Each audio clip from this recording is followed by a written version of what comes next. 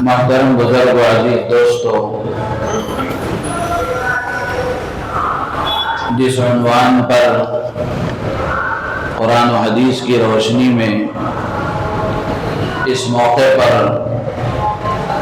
آپ حضرات کے سامنے کچھ باتیں عرض کرنی ہیں،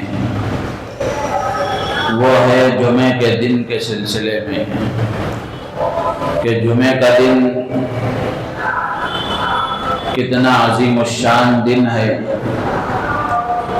قرآن میں اللہ تعالیٰ نے جمعے کے دن کے سلسلے میں کیا فرمایا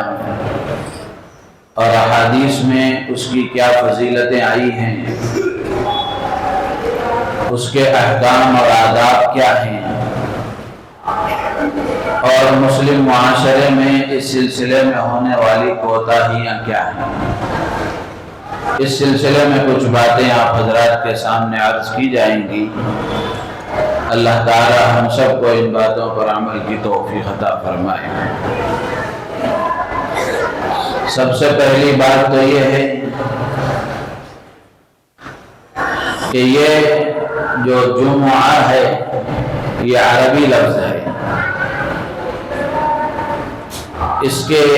تلفظ کے سلسلے میں 4 لغتیں ہیں۔ ایک جمعہ جیم اور میم دونوں کے پیش کے ساتھ، اور ایک ہے جمعہ میم کے جزم کے ساتھ، اور ایک ہے جمعہ میم کے زبر کے ساتھ، اور ایک ہے جمعہ میم کے زیر کے ساتھ۔ یہ 4 طرح کے تلفظ اس کے کتابوں میں لکھے ہوئے ہیں۔ ان میں سے جو پہلا تلفظ ہے جمعہ جیم اور میم کے پیش کے ساتھ، یہ مشہور بھی ہے اور کثیر الاستعمال یعنی زیادہ استعمال ہونے والا بھی ہے، اور قرآن پاک میں احادیث میں یہی تلفظ اس کا آیا ہے۔ تو اس کا مطلب یہی ہوا کہ جمعہ کا جو صحیح تلفظ ہے وہ جیم اور میم کے پیش کے ساتھ ہے، جمعہ، اور جو آخری تلفظ ہے میم کے زیر کے ساتھ جمعہ، یہ تو بالکل ہی کمزور ہے، کمزور روایت ہے، اس کا بالکل بھی استعمال نہیں ہے۔ درمیان کے جو 2 قول ہیں جمعہ اور جمعہ، اس کے بارے میں علماء نے لکھا ہے کہ یہ قلیل الاستعمال ہے، یعنی کم اس کا استعمال کیا جاتا ہے۔ تو اس لیے اصل تلفظ جمعہ کا یہ جیم اور میم کے پیش کے ساتھ ہے، اس لیے کہ قرآن پاک میں بھی یہی تلفظ آیا ہے۔ تو یہ بات ذہن میں اچھی طرح رکھنی چاہیے کہ جمعے کا جو تلفظ ہے یہ جیم اور میم کے پیش کے ساتھ جمعہ ہے۔ رہا وہ تلفظ جو عام مسلمانوں کی زبانوں پر ہے جمعہ میم کی تشدید کے ساتھ، یہ تو بالکل غلط ہے، تلفظ اس کا صحیح نہیں ہے۔ یا تو آدمی جمعہ کہے یا جمعہ کہے۔ جمعہ کہنا یہ تو اس لفظ کا غلط تلفظ ہے، اس سے احتیاط کرنا چاہیے۔ دوسری بات یہ ہے کہ اس دن کو جمعہ کیوں کہا جاتا ہے، تو لکھا ہے کتابوں میں کہ یہ جو جمعہ ہے اس کے معنی جمع ہونے کے، اکٹھا ہونے کے۔ تو اس دن کو جمعہ اس لیے کہا جاتا ہے کہ اس دن میں لوگ نماز جمعہ کے لیے بڑی مقدار میں، بڑی تعداد میں جمع ہوتے ہیں۔ تو لوگ چونکہ اس دن میں جمع ہوتے ہیں اس لیے اس کو یوم الجمعہ کہا گیا۔ زمانے جاہلیت میں بھی لوگ جمع ہوا کرتے تھے۔ زمانے جاہلیت میں اس دن کا نام یوم العروبہ تھا، یوم العروبہ اس کو کہا کرتے تھے۔ سب سے پہلے جن بزرگ شخصیت نے اس کا نام جمعہ رکھا وہ رسول اللہ صلی اللہ علیہ وسلم کے اجداد میں سے ایک جد امجد اور ایک دادا حضرت کعب بن لؤی، یہ بزرگ تھے اس زمانے کے۔ زمانے جاہلیت میں بھی یہ ہوتا تھا کہ لوگ جمع ہو جاتے تھے اور ان کے سامنے حضرت کعب بن لؤی خطاب کیا کرتے تھے، ان کے سامنے بیان کیا کرتے تھے۔ اور حضرت کعب بن لؤی کے بارے میں آتا ہے کہ وہ زمانے جاہلیت میں بھی بت پرستی سے، حرام کاموں سے اللہ تعالیٰ نے انہیں محفوظ رکھا تھا، وہ اس سے بچتے تھے۔ تو سب سے پہلے اس دن کو یوم الجمعہ جو نام رکھا وہ حضرت کعب بن لؤی نے، جو رسول اللہ صلی اللہ علیہ وسلم کے سلسلہ نسب میں آپ کے اجداد میں سے، داداؤں میں سے ایک دادا ہے۔ تو اس طرح اس کو یوم الجمعہ اس وقت سے کہا جانے لگا، ورنہ پہلے یوم العروبہ کہا جاتا تھا۔ قرآن پاک میں بھی اس دن کا اللہ تبارک و تعالیٰ نے تذکرہ فرمایا۔ خطبے میں جو آیت میں نے پڑھی، اللہ تبارک و تعالیٰ ایمان والوں سے خطاب کر کے فرماتے ہیں، یا ایھا الذین آمنوا اذا نودی للصلاة من یوم الجمعة فاسعوا الى ذکر اللہ وذروا البیع۔ یا ایھا الذین آمنوا، اے ایمان والو، اذا نودی للصلاة من یوم الجمعة، جب جمعے کے دن جمعے کی نماز کے لیے اذان دی جائے تو فسعوا الی ذکر اللہ، دوڑو اللہ کے ذکر کی طرف، وذروا البیع، اور خرید و فروخت، لین دین کو چھوڑ دو، کاروبار بزنس کو چھوڑ دو۔ ذالکم خیر لکم ان کنتم تعلمون، یہ تمہارے لیے بہتر ہے اگر تم جانتے ہو۔ تو قرآن پاک کی اس آیت میں اللہ تبارک و تعالیٰ نے یوم الجمعہ کا تذکرہ فرمایا ہے۔ جس سورت میں یہ آیت نازل آئی ہے اس سورت کا نام ہی اللہ نے سورۃ الجمعہ رکھا ہے۔ اسی طرح قرآن پاک میں ایک اور سورت میں ایک آیت میں بھی اللہ تعالیٰ نے اس دن کا تذکرہ فرمایا ہے۔ سورۃ البروج میں اللہ تعالیٰ نے قسم کھائی ہے، والسماء ذات البروج والیوم الموعود وشاہد ومشہود۔ اللہ تعالیٰ نے اس میں قسم کھائی ہے، والسماء ذات البروج، قسم ہے برجوں والے آسمان کی، والیوم الموعود، اور قسم ہے اس دن کی جس کا وعدہ کیا گیا، وشاہد، اور قسم ہے شاہد کی یعنی حاضر ہونے والے کی، ومشہود، اور قسم ہے اس دن کی جس میں حاضری ہوتی ہے، لوگ حاضر ہوتے ہیں۔ تو اس میں حدیث میں اللہ کے نبی علیہ السلام نے فرمایا، حضرات مفسرین نے لکھا ہے کہ یہاں شاہد سے مراد یوم الجمعہ ہے۔ تو اس طرح قرآن پاک میں بھی اللہ تبارک و تعالیٰ نے یوم الجمعہ کا تذکرہ فرمایا ہے۔ اور سورہ جمعہ کی جو آیت میں نے آپ کے سامنے پڑھی، اس میں اللہ تبارک و تعالیٰ نے ایمان والوں کو جمعے کے دن کے سلسلے میں دو حکم دیے ہیں۔ اذا نودی للصلاة من یوم الجمعہ، کہ اے ایمان والو، جب جمعے کے دن نماز کے لیے اذان دی جائے تو فسعوا الی ذکر اللہ، دوڑو اللہ کے ذکر کی طرف، دوڑو اللہ کے ذکر کی طرف۔ تو یہ اللہ کے ذکر سے کیا مراد ہے؟ حضرات مفسرین نے لکھا ہے کہ یہ اللہ کے ذکر سے مراد خطبہ جمعہ ہے، جو جمعے سے پہلے خطبہ دیا جاتا ہے، جمعے کی نماز سے پہلے، وہ خطبہ مراد ہے۔ اللہ تعالیٰ نے حکم دیا فَاسْعَوْا إِلَىٰ ذِكْرِ اللَّهِ کہ تم اللہ کے ذکر کی طرف دوڑو، وَذَرُوا الْبَيْعَ اور خرید و فروخت کو چھوڑو۔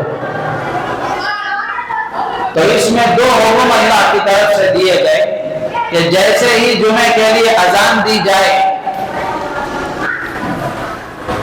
جیسے ہی جمعے کے لیے اذان دی جائے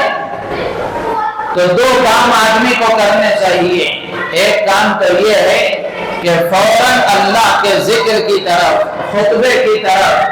آدمی نماز کے لیے تیار ہو کر کے نماز جمعہ کی ادائیگی کے لیے، خطبہ جمعہ کو سننے کے لیے آدمی حاضر ہو جائے۔ اور دوسرا حکم یہ ہے کہ وَذَرُوا الْبَيْعَ خرید و فروخت کو ختم کر دو، لین دین اور کاروبار کو بند کر دو۔ یہ دو حکم اللہ نے دیے۔ تو کاروبار کو بند کرنے کا جو حکم دیا گیا ہے، یہ کون سی اذان پر ہے؟ کس اذان پر آدمی کو کاروبار بند کر دینا چاہیے؟ تو علماء نے لکھا ہے کہ نماز جمعہ کی ادائیگی کے لیے جب جمعے کی پہلی اذان دی جائے تو اس وقت میں آدمی اپنے کاروبار کو چھوڑ کر اللہ کے ذکر کی طرف، خطبہ جمعہ کو سننے کے لیے اور نماز جمعہ کی ادائیگی کے لیے اپنے کاروبار کو چھوڑ کر مسجد کی طرف آ جائیں۔ اللہ فرماتے ہیں ذَلِكُمْ خَيْرٌ لَكُمْ إِن كُنتُمْ تَعْلَمُونَ، یہ تمہارے لیے بہتر ہے اگر تم کچھ بھی تھوڑا بہت جانتے ہو۔ اگر تم علم رکھتے ہو، جانتے ہو، تو اس طرح کرنا تمہارے لیے بہتر ہے۔ پھر آگے اللہ نے فرمایا فَإِذَا قُضِيَتِ الصَّلَاةُ فَانتَشِرُوا فِي الْأَرْضِ وَابْتَغُوا مِن فَضْلِ اللَّهِ کہ جب جمعے کی نماز تم نے ادا کر لی اور جب جمعے کی نماز ادا ہو جائے، پوری ہو جائے، تو اب زمین میں پھیل جاؤ، روزی کو تلاش کرو، اب اپنا کاروبار شروع کرو۔ تو اس میں اللہ تبارک و تعالیٰ نے بندوں کو اور اپنے ماننے والے ایمان والوں کو حکم دیا ہے کہ جیسے ہی جمعے کے لیے اذان دی جائے تو فوراً جمعے کی تیاری کرتے ہوئے مسجدوں کی طرف، اللہ کے ذکر کی طرف، نماز کی ادائیگی کے لیے فوراً تیاری کر کے آ جائیں۔ وَذَرُوا الْبَيْعَ اور خرید و فروخت کو چھوڑ دیا جائے۔ تو قرآن پاک میں بھی اللہ تبارک و تعالیٰ نے اس کا تذکرہ فرمایا۔ احادیث میں اللہ کے نبی علیہ السلام نے بڑی فضیلتیں اس کے بارے میں بیان فرمائی۔ ایک روایت میں آتا ہے اللہ کے نبی علیہ السلام ارشاد فرماتے ہیں افضل الایام عند اللہ یوم الجمعہ کہ اللہ کے نزدیک تمام دنوں میں سب سے افضل دن وہ جمعے کا دن ہے۔ ایک اور روایت میں اللہ کے نبی علیہ السلام نے فرمایا کہ جس دن پر سورج طلوع اور غروب ہوتا ہے ان دنوں میں سب سے بہتر دن جمعے کا دن ہے۔ تو جمعے کے دن کو اللہ کے نبی علیہ السلام نے سب سے افضل فرمایا۔ ایک اور روایت میں اللہ کے نبی فرماتے ہیں کہ تمہارے دنوں میں سب سے افضل دن اللہ کے نزدیک وہ جمعے کا دن ہے، یہاں تک کہ عید الاضحیٰ اور عید الفطر سے بھی زیادہ افضل اللہ کے یہاں جمعے کا دن ہے۔ تو اس جمعے کے دن کی فضیلت ہے۔ اور روایتوں میں بھی آتا ہے، ایک اور روایت میں اللہ کے نبی علیہ السلام نے جمعے کے دن کو فرمایا کہ سید الایام یوم الجمعہ کہ جمعے کا دن یہ تمام دنوں کا سردار ہے جیسے تمام مہینوں کا سردار رمضان ہے۔ تو اس سے اس جمعے کے دن کی فضیلت معلوم ہوتی ہے کہ یہ جمعے کا دن اللہ کے یہاں کتنی فضیلت رکھتا ہے۔ اور اس جمعے کے دن میں اللہ کے نبی علیہ السلام نے فرمایا کہ اللہ کے یہاں جمعے کا دن بڑی فضیلت رکھتا ہے، عظمت والا ہے، اس میں کچھ کام اللہ تبارک و تعالیٰ کی طرف سے انجام دیے گئے ہیں۔ اللہ کے نبی علیہ السلام نے فرمایا کہ اس میں حضرت آدم علیہ السلام کو پیدا کیا گیا، اور اسی دن حضرت آدم علیہ السلام کو جنت سے زمین پر اتارا گیا، اور اسی دن حضرت آدم علیہ السلام کی وفات ہوئی، آپ دنیا سے تشریف لے گئے۔ اور اس اللہ کے نبی علیہ السلام فرماتے ہیں کہ اسی دن قیامت قائم ہوگی، اسی دن قیامت قائم ہوگی۔ اسی لیے ایک روایت میں اللہ کے نبی علیہ السلام فرماتے ہیں کہ انسان اور جنات کے علاوہ اللہ کی ساری مخلوقات جمعے کے دن سے گھبراتی ہیں، ڈرتی ہیں کہ کہیں قیامت قائم نہ ہو جائے۔ تو اس لیے یہ جمعے کا دن بڑی فضیلتوں والا۔ اسی طرح جمعے کے دن میں اللہ کے نبی علیہ السلام نے فرمایا کہ جمعے کا دن ایسا دن ہے جس میں اللہ تبارک و تعالیٰ نے ایک ساعت اور ایک گھڑی اللہ نے ایسی رکھی ہے کہ اس میں بندہ اللہ سے جو سوال کرتا ہے اور مانگتا ہے، اللہ تبارک و تعالیٰ اس کی حاجت کو پورا فرماتے ہیں، جس کو ساعت اجابت، قبولیت کی گھڑی کہتے ہیں۔ تو جمعے کے دن میں اللہ تبارک و تعالیٰ نے ایک گھڑی ایسی رکھی ہے کہ اس میں اللہ تبارک و تعالیٰ سے بندہ جو مانگتا ہے، اللہ تبارک و تعالیٰ اس کے سوال کو پورا فرماتے ہیں، اس کی ضروریات کو پورا فرماتے ہیں۔ اسی طرح جمعے کے بارے میں اللہ کے نبی علیہ السلام نے فرمایا کہ یہ جمعے کا دن اللہ تبارک و تعالیٰ نے تمہارے لیے عید کا دن بنایا ہے، یہ ہفتے میں ایک مرتبہ تمہارے لیے عید کا دن ہے۔ جس طرح سال میں ایمان والوں کے لیے عید کے 2 دن ہیں، عید الاضحیٰ اور عید الفطر، اسی طرح ہفتے میں ایک دن جمعے کا دن اللہ کے نبی علیہ السلام فرماتے ہیں کہ اللہ نے اس کو تمہارے لیے عید کا دن بنایا ہے۔ تو میرے عزیز و دوست بزرگوں، حدیث میں اللہ کے نبی علیہ السلام نے بڑی فضیلتیں اس کی بیان فرمائی۔ اسی طرح ایک اور روایت میں آتا ہے، اللہ کے نبی علیہ السلام فرماتے ہیں کہ ہر جمعرات اور پیر کو اللہ کے یہاں بندوں کے اعمال پیش کیے جاتے ہیں۔ جمعرات کو اور پیر کو اللہ کے یہاں بندوں کے اعمال پیش کیے جاتے ہیں۔ ایک روایت میں یہ ہے کہ جمعرات کے دن یعنی جمعرات کی رات میں ہمارے اعتبار سے اور اسلامی اعتبار سے اگر کہا جائے تو جمعے کی شب میں یعنی جمعے کے دن سے پہلے جو رات آتی ہے وہ اسلامی اعتبار سے اور قمری اعتبار سے وہ جمعے کی رات ہوتی ہے۔ تو اللہ کے نبی علیہ السلام فرماتے ہیں کہ ہر پیر کو جمعرات کے دن جمعہ کی شب میں اللہ کے یہاں بندوں کے اعمال پیش کیے جاتے ہیں، اور اللہ تبارک و تعالیٰ کے پاس جب بندوں کے اعمال پیش ہوتے ہیں تو اللہ تبارک و تعالیٰ تمام ایمان والوں کی مغفرت کا فیصلہ فرماتے ہیں۔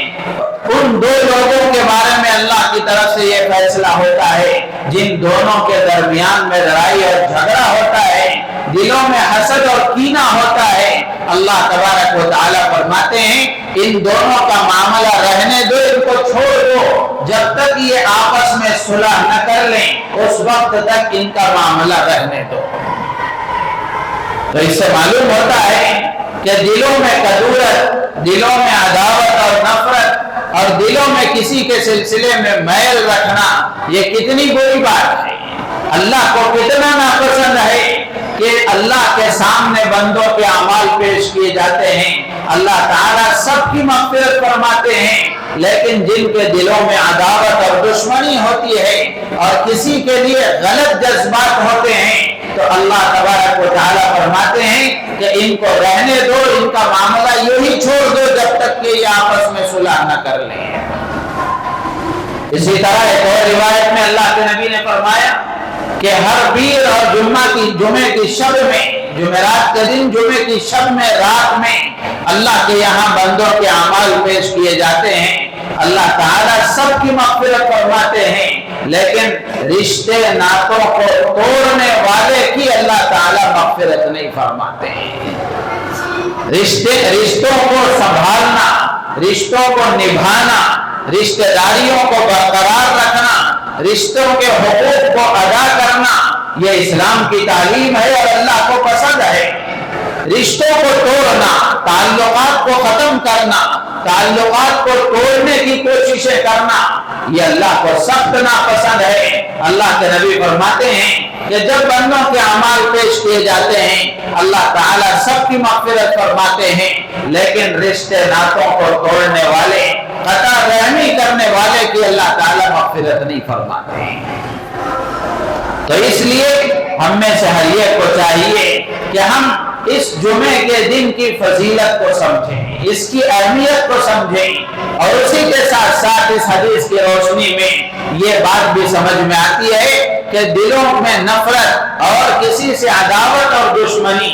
और रिश्ते नातों को तोड़ना, ये दोनों चीजें ऐसी हैं, ताल्लुकात को खत्म करने की कोशिश करना, ये दोनों चीजें ऐसी हैं कि अल्लाह तबारक व तआला को सख्त नापसंद है।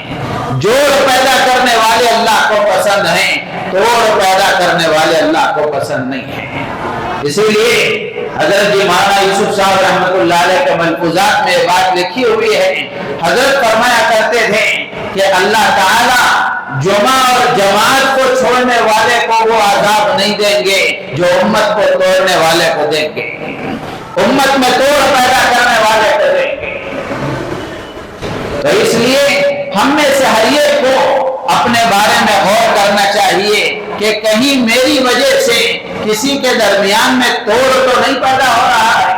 मेरी वजह से, मेरे बोल से, मेरी हरकतों से, मेरे काम से, मेरी मेहनत से, मेरी ताकत से कहीं किसी के दरमियान में अदावत और दुश्मनी तो नहीं पैदा हो रही है,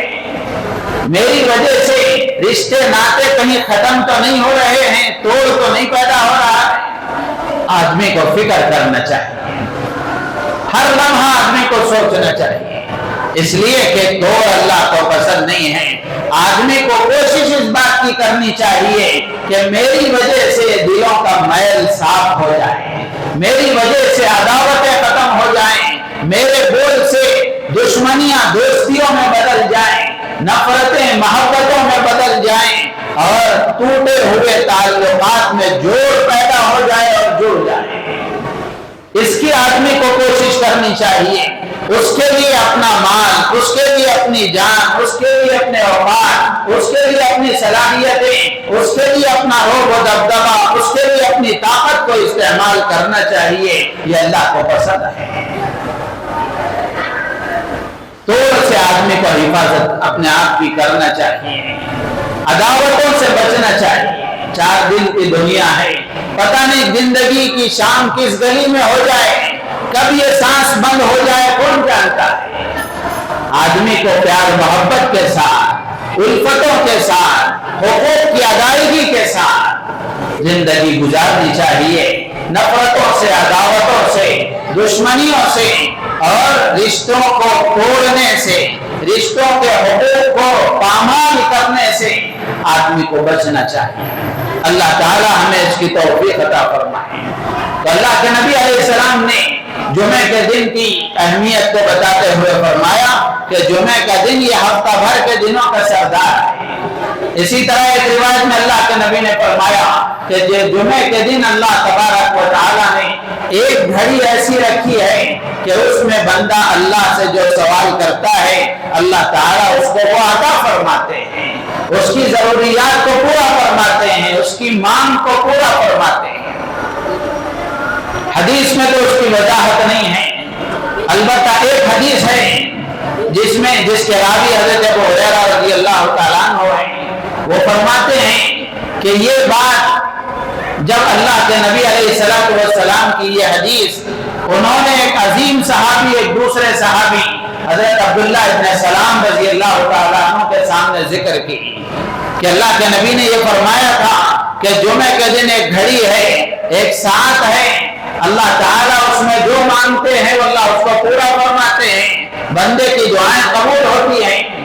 हज़रत अब्दुल्लाह इब्न सलाम रज़ियल्लाहु ताला अन्हु ने फरमाया कि अना अअलमु बितिल्का साअती, मैं उस घड़ी को खूब जानता हूँ, मुझे मालूम है कि वो साथ कौन सी है। حضرت ابو ہریرہ رضی اللہ تعالیٰ عنہ نے پوچھا کہ بتاؤ وہ کون سی گھڑی ہے؟ تو حضرت عبداللہ ابن سلام رضی اللہ تعالیٰ عنہ نے فرمایا کہ عصر کے بعد سے لے کر سورج کے غروب ہونے تک یہ وقت وہ ہے کہ اس میں بندہ اللہ سے جو مانگتا ہے اللہ تعالیٰ اس کی ضروریات کو پورا فرماتے ہیں، اس کی دعاؤں کو قبول فرماتے ہیں۔ اسی طرح حضرات محدثین نے حدیثوں کی روشنی میں حدیثوں کے سیاق و سباق کو دیکھ کر اور بھی بہت سارے اوقات اس میں لکھے ہیں، لکھا ہے کتابوں میں، تقریباً لگ بھگ 40-50 اقوال اس میں موجود ہیں، جس میں ایک قول تو یہ ہے کہ عصر کے بعد سے لے کر مغرب تک کا وقت یہ وہ ساعت اجابہ قبولیت کی گھڑی ہے۔ اسی طرح بعض حضرات نے لکھا ہے، ایک قول یہ ہے کہ جمعے کے دن صبح صادق کے بعد سے لے کر طلوع فجر کے بعد سے لے کر سورج کے طلوع ہونے تک کا جو وقت ہے یہ وقت ساعت اجابہ میں ہے۔ ایک قول یہ ہے کہ سورج کے طلوع ہونے کے بعد ہے، ایک قول یہ ہے کہ زوال کے بعد یہ گھڑی موجود ہے، اور ایک قول یہ ہے کہ امام عربی خطبے کے لیے جب منبر پر چڑھتا ہے اس وقت سے لے کر نماز کے مکمل ہونے تک یہ گھڑی ہے۔ تو الغرض اس میں مختلف اقوال ہیں، کوئی ایک بات اللہ کے نبی علیہ السلام نے طے نہیں فرمائی کہ یہی گھڑی ہے۔ حضرات محدثین نے لکھا ہے، شارح مسلم امام نووی رحمۃ اللہ علیہ نے لکھا ہے کہ اس ساعت اجابہ کو، اس قبولیت کی گھڑی کو جو مخفی رکھا گیا، پوشیدہ رکھا گیا، متعین طور پر اس کو نہیں بتایا گیا کہ یہی وقت ہے، یہی گھڑی ہے، اس کی حکمت یہ ہے کہ اللہ تبارک و تعالیٰ یہ چاہتے ہیں اور اللہ کے نبی کی منشا یہ ہے کہ بندہ اس قبولیت کی گھڑی کو پانے کے لیے جمعے کا پورا دن زیادہ سے زیادہ دعاؤں میں لگائے، زیادہ سے زیادہ عبادتوں میں لگائے، زیادہ سے زیادہ اللہ کو راضی کرنے والے کاموں میں لگائے۔ جس طرح شب قدر کے بارے میں فرمایا گیا کہ شب قدر کی تعیین اللہ نے اٹھا لی، متعین طور پر نہیں بتایا گیا کہ یہی رات ہے، اس کی حکمت میں بھی یہی بات لکھی ہوئی ہے، وہ اسی لیے کہ اگر متعین طور پر بتا دیا جاتا تو صرف وہ ایک رات عبادت کرتا، آدمی بقیہ راتوں میں سو جاتا، یا پھر وہ ایک رات اگر کسی سے چھوٹ جاتی تو پھر آدمی مایوس ہو جاتا۔ تو اس لیے اللہ کے نبی علیہ السلام نے فرمایا کہ اس کی تعیین اٹھا لی گئی۔ اس کی حکمتوں میں علماء نے لکھا ہے کہ اس کی حکمت یہی ہے کہ شب قدر کو پانے کے لیے آدمی پورا آخری عشرہ، پوری آخری عشرے کی راتوں میں جا کر عبادت کرے۔ تو اسی طرح اس ساعت اجابہ اور قبولیت کی گھڑی کو پانے کے لیے آدمی اپنا جمعے کا پورا وقت، جمعے کا پورا دن زیادہ سے زیادہ عبادتوں میں لگائے۔ امام نووی فرماتے ہیں کہ زیادہ سے زیادہ دعاؤں میں لگانا یہ مستحب ہے۔ ظاہر سی بات ہے ہماری دعا اللہ کے ہاں قبول ہو جائے یہ بہت بڑی سعادت کی بات ہے، بہت بڑی سعادت اور خوش نصیبی کی بات ہے۔ تو آدمی اس کے لیے 2, 4, 5, 8 گھنٹے دعاؤں میں لگائے، جتنا آدمی کے پاس وقت ہو دعاؤں میں لگائے تو یہ اس کے لیے سعادت اور خوش نصیبی کی بات ہے۔ تو اس لیے اللہ کے نبی نے فرمایا کہ جمعے کا دن وہ ہے جس میں اللہ نے ایک گھڑی ایسی رکھی ہے کہ اس میں اللہ کی طرف سے جو عبادت کی جاتی ہے وہ عبادت اللہ کو، جو دعا مانگی جاتی ہے اللہ تعالیٰ اس کی دعاؤں کو قبول فرماتے ہیں۔ اسی طرح جمعے کے بارے میں اللہ کے نبی علیہ السلام نے فرمایا کہ جمعے کے دن کی فجر کی نماز کی فضیلت بیان کرتے ہوئے اللہ کے نبی نے فرمایا ان افضل الصلاۃ عند اللہ صلاۃ الصبح۔ اللہ کے نبی علیہ السلام فرماتے ہیں کہ ان افضل الصلوات، کہ نمازوں میں سب سے افضل نماز اللہ کے یہاں وہ جمعے کے دن کی فجر کی نماز ہے، جمعے کے دن کی فجر کی نماز ہے۔ امام مناوی رحمۃ اللہ علیہ مشہور محدث ہیں، انہوں نے اس کی تشریح کرتے ہوئے لکھا ہے کہ جس طرح جمعہ کا دن پورے ہفتے کے دنوں کا سردار ہے، اسی طرح پانچوں نمازوں میں فجر کی نماز تمام نمازوں کی سردار ہے، فجر کی نماز تمام نمازوں کی سردار ہے۔ تو آدمی کو فجر کی نماز کا اہتمام کرنا چاہیے، اور چونکہ جمعے کی برکتیں اور جمعے کی فضیلتیں جو اللہ کے نبی نے بیان فرمائی ہیں، وہ جیسے ہی جمعے کا وقت شروع ہوتا ہے، جیسے ہی جمعے کا دن صبح صادق کے بعد سے شروع ہوتا ہے، اسی وقت سے اس کی برکتیں شروع ہو جاتی ہیں۔ تو اس لیے جمعے کی رات بھی، جمعے کا دن بھی، جمعے کے دن کی نمازیں بھی، جمعے کے دن کی دعائیں بھی، جمعے کے دن کی عبادتیں بھی، یہ سب اللہ کے یہاں فضیلت رکھتی ہیں، اور سارے کے سارے یہ اوقات برکتوں کے حاصل کرنے کے ہیں۔ تو جمعے کے دن کی برکتیں، یہ صبح کا جو ابتدائی وقت ہے، فجر سے پہلے کا جو وقت ہے، اسی وقت سے یہ برکتیں شروع ہو جاتی ہیں۔ تو اس لیے جمعے کے دن کی فجر کی نماز کی بھی خصوصیت سے برکت فضیلت اللہ کے نبی علیہ السلام نے بیان فرمائی۔ تو اس لیے میرے عزیز و دوست بزرگوں، ان حدیثوں کو عرض کرنے کا مقصد یہ ہے کہ جمعے کے دن کی اہمیت ہم جانیں، جمعے کے دن کی فضیلت کو ہم پہچانیں، اور اس کی اہمیت کو ہم اپنے اندر پیدا کر کے اس دن کو صحیح طریقے سے گزارنے کی کوشش کریں۔ اور اللہ کے نبی علیہ السلام نے جو فرمایا، اور قرآن میں اللہ تبارک و تعالیٰ نے جو جمعے کے سلسلے میں فرمایا کہ جب جمعے کے دن نماز کے لیے اذان دی جائے تو اللہ کے ذکر کی طرف دوڑ پڑو، اور اپنے کاروبار خرید و فروخت کو بند کر دو۔ ہمارے استاد محترم حضرت حکیم الملت امیر شریعت مفتی اشرف علی صاحب رحمۃ اللہ علیہ فرمایا کرتے تھے کہ مسلمانوں کا مزاج یہ ہونا چاہیے جمعے کے دن کہ وہ جمعے کی نماز سے پہلے اپنے کاروبار کو بند رکھیں۔ جمعے کا دن بڑا مبارک دن ہے، صبح سے ہی عبادتوں میں، دعاؤں میں، وظائف میں، درود پاک کی کثرت میں، اس میں ہم اپنا وقت گزاریں، اور جلد سے جلد جمعے کے دن مسجد کو آنے کی فکر کریں، جمعے کے دن کے اعمال میں اپنے آپ کو لگائیں، اور جب جمعے کی نماز سے فارغ ہو جائیں، جمعے کی نماز ادا ہو جائے، پھر اس کے بعد اپنے کاروبار کو جائیں،